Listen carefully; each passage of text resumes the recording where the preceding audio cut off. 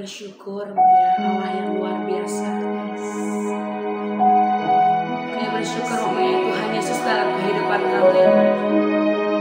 Terima kasih Tuhan Yesus untuk pengorbanan-Mu yang begitu sempurna bagi kami. Kami menaikkan syukur di hadapan-Mu ya Tuhan. Menaikkan pujian dan sembah kami kepada-Mu ya Bapa. Give thanks with a grateful heart. Give thanks to the Holy One.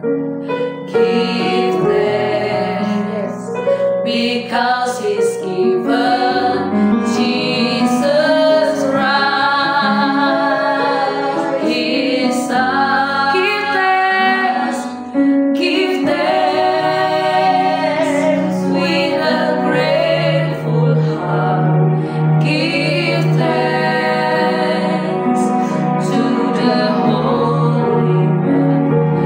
Give thanks because He's given Jesus Christ, His Son. And let the weak say, I am strong.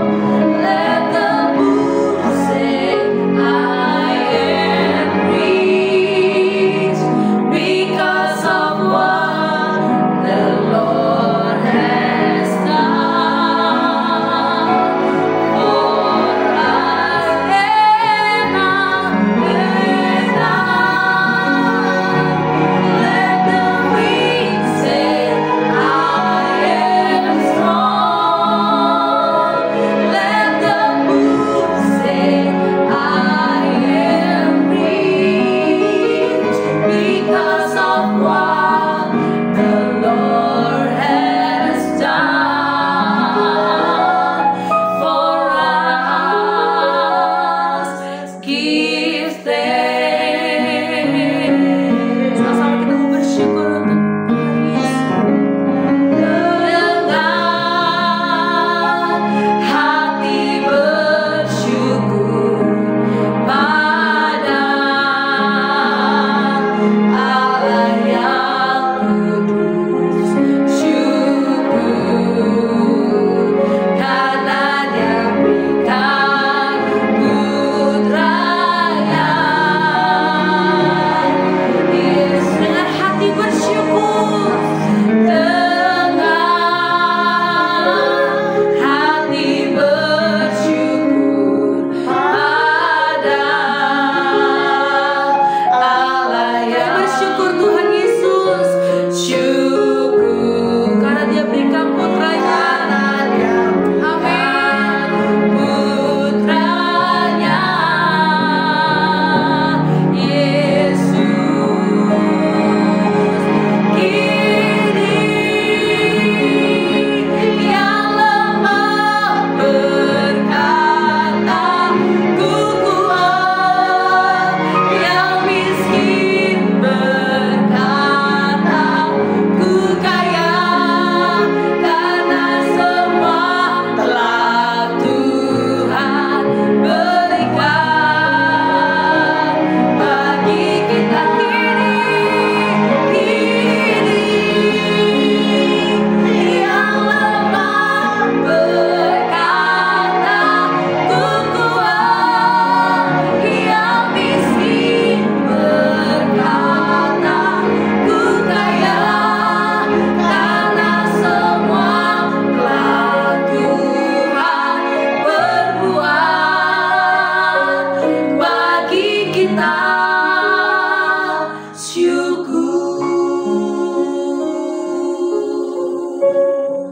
Kami bersyukur kepada-Mu Tuhan.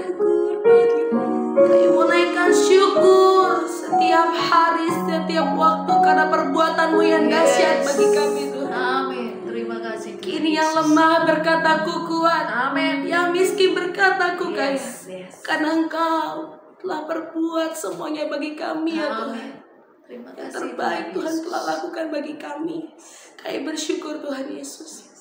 Saat ini kami mau terus diperbarui oleh firman-Mu Tuhan. Ya.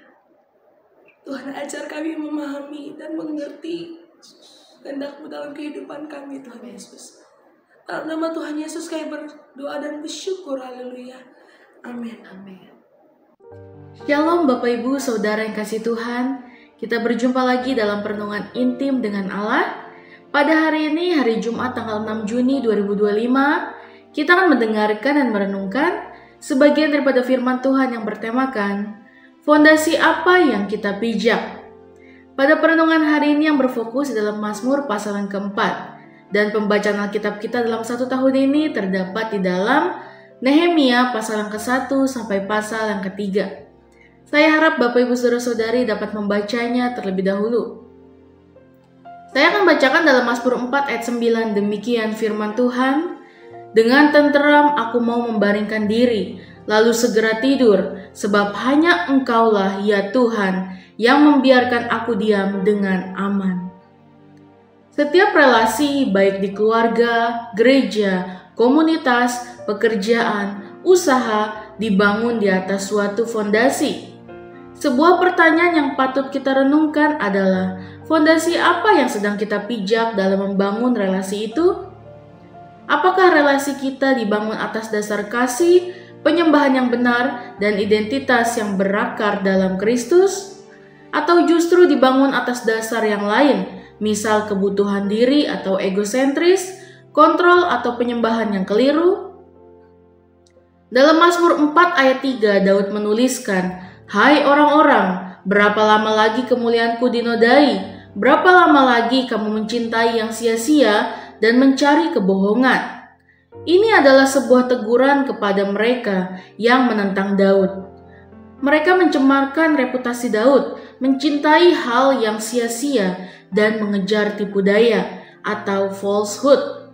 Ini bukan hanya soal perbedaan pendapat politik, ini adalah penyimpangan penyembahan. Mereka tidak hidup dalam kebenaran Allah, tetapi menaruh harapan dan nilai mereka pada sesuatu yang palsu. Daud tidak hanya menjawab dengan pembelaan diri, ia menunjukkan akar dari permasalahan mereka. Mereka telah menyembah sesuatu yang salah. Penyembahan yang dimaksud di sini bukanlah penyembahan keagamaan, tetapi apa yang menjadi pusat dari pemikiran dan perasaan kita. Hal ini sejalan dengan seruan Tuhan melalui Nabi Yeremia. Di dalam Yeremia 2:13 dituliskan, "Sebab 2 kali umatku berbuat jahat, mereka meninggalkan aku, sumber air yang hidup, untuk menggali kolam bagi mereka sendiri, yakni kolam yang bocor, yang tidak dapat menahan air." Ketika hati manusia berbalik dari menyembah Allah kepada menyembah sesuatu yang lain, apakah itu kekuasaan, pengakuan, posisi, atau status sosial, maka yang terjadi adalah kekacauan. Mereka menggali kolam sendiri, tetapi kolam itu retak. Mereka membangun relasi, tetapi fondasinya lemah dan penuh kepalsuan. Maka tidak heran komunitas yang dibangun pun rusak. Oleh karena itu, ketika relasi retak, periksalah fondasinya. Dalam Mazmur 4 ayat 4, Daud lalu menegaskan, "Ketahuilah bahwa Tuhan telah memilih baginya seorang yang dikasihinya. Tuhan mendengarkan apabila aku berseru kepadanya." Di tengah konflik, Daud tidak mencari validasi atau pembenaran dari manusia. Ia tidak mencari kepastian dari loyalitas rakyatnya. Ia kembali kepada fakta bahwa Allah telah memilih dan mengasihinya. Ini adalah pengakuan identitas yang kokoh. Disinilah kita menemukan prinsip penting. Relasi yang sehat hanya dapat dibangun oleh orang-orang yang memiliki identitas yang sehat di hadapan Allah. Perubahan identitas bukan sekedar perubahan tingkah laku. Ini adalah transformasi total, dimulai dari hati yang disucikan oleh anugerah dan dibaharui dalam pikiran serta tindakan oleh kebenaran Allah. Tanpa perubahan identitas ini, relasi kita hanya akan terus dikuasai oleh manusia lama yang egois, manipulatif, dan penuh kepalsuan. Ketika seseorang bertanya kepada Yesus tentang hukum yang terutama, jawabnya jelas, dalam Matius 22 ayat 37 sampai 39. Jawab Yesus kepadanya, "Kasihilah Tuhan Allahmu dengan segenap hatimu dan dengan segenap jiwamu dan dengan segenap akal budimu. Itulah hukum yang terutama dan yang pertama. Dan hukum yang kedua yang sama dengan itu ialah, kasihilah sesamamu manusia seperti dirimu sendiri." Urutannya tidak bisa dibalik. Kasih kepada sesama hanya mungkin mengalir dari kasih kepada Allah. Dan kasih kepada Allah bukan perasaan sentimental, tetapi wujud dari penyembahan yang benar, menjadikan Dia pusat hidup kita. Inilah fondasi relasi yang sehat, penyembahan yang murni kepada Allah ketika kita mencintai Allah dengan segenap hati. Kita belajar memandang sesama dengan kasih yang sama yang telah kita terima. Kita tidak menuntut sesama menjadi sumber identitas kita, sebab Allah sudah menjadi sumber utama kita. Mazmur 4 ini kemudian ditutup dengan pengakuan damai yang luar biasa dalam ayat 8. "Engkau telah memberikan sukacita kepadaku lebih banyak daripada mereka ketika mereka kelimpahan gandum dan anggur." Lalu ayat yang ke-9, "Dengan tenteram aku mau membarikan diri, lalu segera tidur, sebab hanya Engkaulah ya Tuhan yang membiarkan aku diam dengan aman." Perhatikan, bukan situasi yang berubah, bukan lawan-lawan yang bertobat, tetapi hatinya Daud yang diubahkan. Di tengah ancaman dan tekanan, Daud menemukan sukacita dan keamanan karena ia telah membangun hidupnya dan relasinya di atas fondasi yang benar, yaitu penyembahan dan identitas dalam Tuhan. Inilah shalom, damai yang tidak tergantung pada penerimaan manusia, tetapi pada perkenanan Allah. Shalom yang tidak bergantung pada kontrol situasi, tetapi pada ketenangan jiwa yang bersandar kepada Tuhan. Apa yang menjadi fondasi dalam membangun relasi kita? Apakah kita membangun relasi atas dasar kasih Allah dan identitas kita di dalam Kristus? Atau kita menuntut sesama untuk memenuhi kebutuhan jiwa kita yang tidak pernah puas? Jika kita membangun relasi atas dasar penyembahan yang keliru, menjadikan orang lain, posisi, bahkan pelayanan sebagai Allah-Allah kecil, maka kita akan terus kecewa, terluka, dan melukai. Sebaliknya, jika kita kembali kepada kasih mula-mula, mencintai Tuhan dengan segenap hati, dan mengenakan manusia baru yang telah ditebus oleh darah Kristus, maka kita akan sanggup membangun relasi yang penuh kasih, kesabaran, dan pengampunan. Hari ini, mari periksa ulang fondasi relasi kita. Jika ada retakan, mari jangan hanya fokus memperbaiki dinding, tetapi gali kembali ke dasar. Siapa yang kita sembah dan siapa kita di hadapan Allah. Dari sanalah segala sesuatu akan dipulihkan. Amin. Mari kita sama-sama berdoa. Bapa yang baik, terima kasih Tuhan Yesus. Terima kasih Tuhan untuk firman-Mu pada hari ini ya Bapa. Biarlah firman ini merema bagi kami ya Bapa. Tuhan, kami mau menempatkan Engkau sebagai fondasi kami yang sangat kuat ya Bapa. Sebagai fondasi yang kami pijak ya Tuhan untuk hidup di dunia ini. Terima kasih ya Bapa, biarlah hidup kami seturut dengan kehendak-Mu. Terima kasih ya Tuhan, kami menyerahkan seluruh hidup kami ke dalam tangan-Mu. Terima kasih Yesus, dalam nama Tuhan Yesus, haleluya. Amin. Salam sejahtera bagi kita semua. Shalom.